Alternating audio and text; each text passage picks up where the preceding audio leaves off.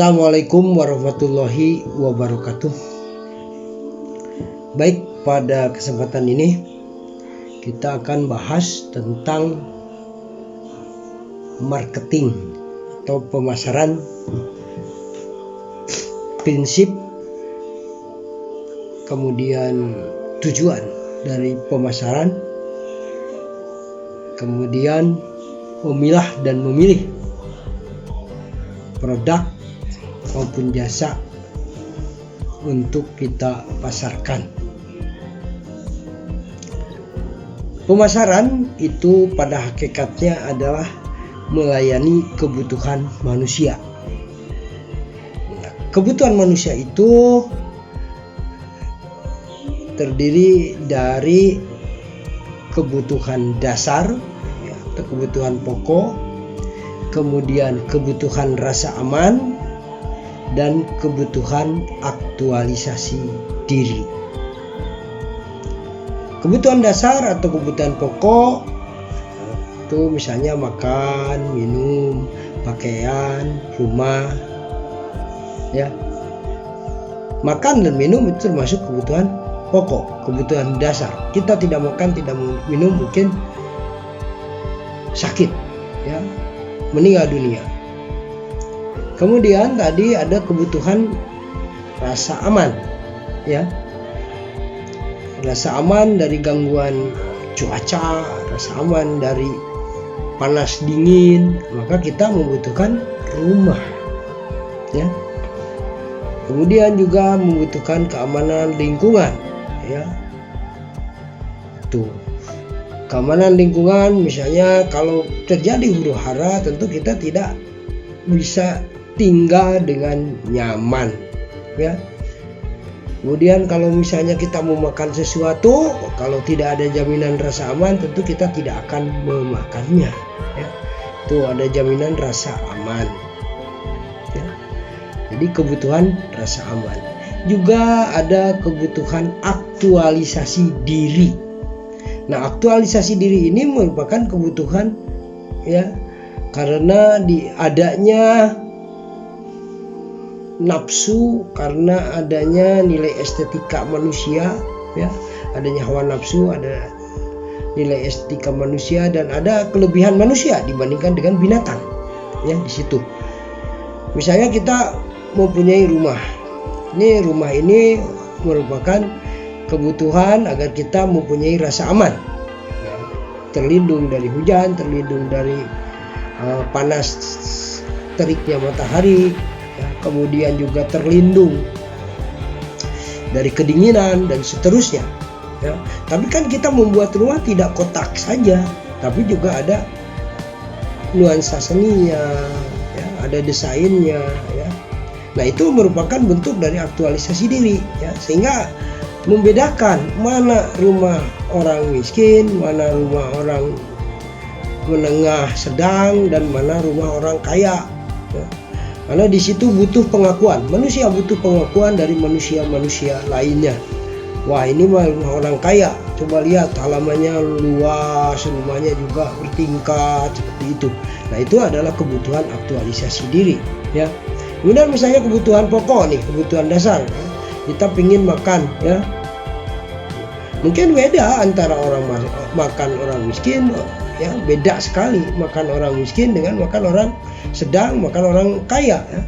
Makan orang miskin mungkin dengan lauk pauk seadanya pun sudah cukup lah, yang penting bisa menggajah perut, ya. Tapi orang kaya, ya, kalau makan di pinggir jalan, wah, nggak etis, nggak ada itu. Masa sih orang kaya makan di pinggir jalan, kan gitu, ya.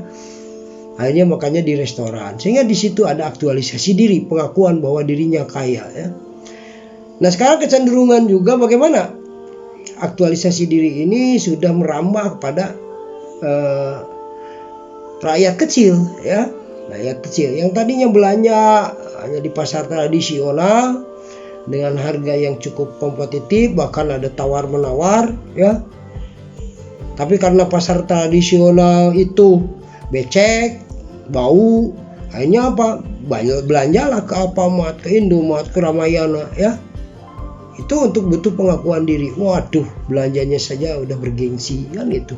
Padahal duitnya cekak, padahal duitnya cuma 50.000, belanjanya di Alfamart. Akhirnya apa, keuntungannya dibawa ke Jakarta. Sementara masyarakat di sekitar yang jualan di warung karena kurang kenyamanannya, karena kurang bergengsi, akhirnya ditinggalkan. Ya. Akhirnya perputaran ekonomi pun hanya di daerah saja. Nah, itu yang terjadi ya. Nah, bagaimana kita dalam konsep pemasaran ini melayani kebutuhan pokok atau dasar tadi, kebutuhan rasa aman dan kebutuhan aktualisasi diri. Nah, kita tinggal memilih atau kita menggabungkan semuanya ya, sehingga produk yang kita jual atau produk yang kita distribusikan dari produsen ya, pabrikan, kemudian ke distributor ya, distributor kecil, distributor besar, distributor kecil sampai ke pengecer, itu betul-betul laku ya, maka tentu di situ ya kita harus menyentuh sisi tadi, sisi kebutuhan pokok ya, rasa aman, kemudian aktualisasi diri ya. Kalau zaman dulu misalnya kopi saja. Kalau zaman dulu kan ada kopi curah ya, kopi tumbuk. Nah, kalau sekarang karena seiring dengan peningkatan kemajuan zaman ya, juga pendapatan masyarakat yang sudah meningkat, pada akhirnya kopi pun dikemas dengan baik ya, dikemas asalnya kemasan beli kopi misalnya 1 kilo ya. Dulu tidak ada eceran kopi. Ya, kalau sekarang dibuat paket hemat tapi dengan tampilan yang menarik, sehingga di situ ada sisi aktualisasi dirinya, pengakuan dirinya bahwa beli kopi, wih sasetnya aja bagus, gitu sasetnya. Nah, itu juga dari sisi daya beli masyarakat ya, daya beli masyarakat ya. Kalau misalnya harga kopi ini 1 ons 100 gram adalah 200.000 misalnya, kita buat paket hemat ya, paket hemat. Nah, kopi plus gula cukup dengan 2.000 saja ya, kopi terbaik di Indonesia tapi bisa terjangkau seluruh lapisan masyarakat. Nah, di situ ada rasa aman, di situ ada aktualisasi diri ya.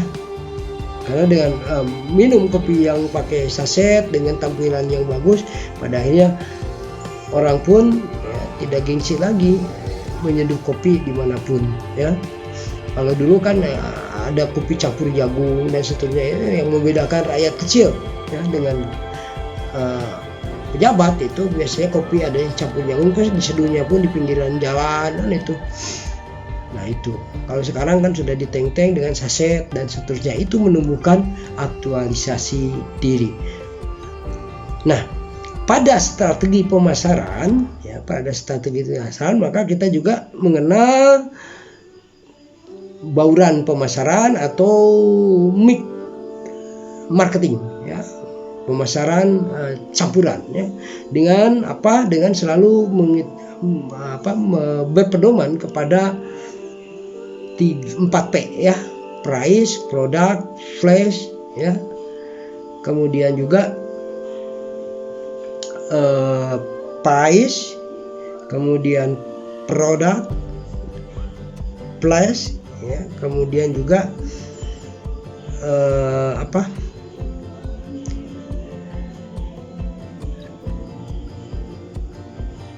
yaitu nah, price itu harga, kemudian produk, bentuk produknya baik produk barang ataupun jasa, kemudian place tempat ya. Tempat berpengaruh juga terhadap strategi pemasaran. Demikian yang bisa kami sampaikan tentang bauran pemasaran, juga tentang definisi ya, tujuan ya, dari pemasaran dikaitkan dengan kebutuhan